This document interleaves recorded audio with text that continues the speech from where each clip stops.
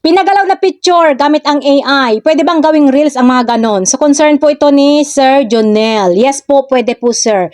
Pinagalaw mo lang yung picture mo gamit ang AI, tapos ginawa mong reels, pasok po ang mga ganyang video kay Facebook. At marami ng content creator, guys, ang gumagawa ng ganyang video. So, ano nga lang ba yung tatlong bawal na dapat nating tatandaan kapag mahilig tayo gumawa ng mga AI videos? So, ang una, dapat original content pa rin. Yung picture na ginawa mong video is dapat picture mo mismo, yung ikaw mismo. Dahil kapag kinuha mo lang yan sa Google or sa ibang platform or sa mga ibang content creator tapos ginawa mong video gamit ang AI, may violation pa rin po yan sa copyright. Ang pangalawa, misleading.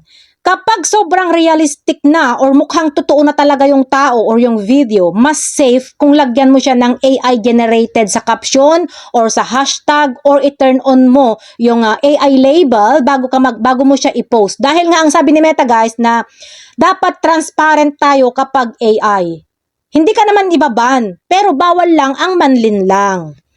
At ang pangatlo, monetization policy or monetization rules. Para magkaroon ng earnings, yung mga picture mo, guys, na pinagalaw mo lang gamit ang AI, dapat meron siyang at least 10 seconds pataas yung haba ng video. Dapat meron din siyang sounds at movement. At dapat original mo yung edit. Yung ikaw mismo ang nag-edit. At dapat syempre, walang watermark na kasama. Walang watermark ng TikTok, AI generated, CapCut, at kung ano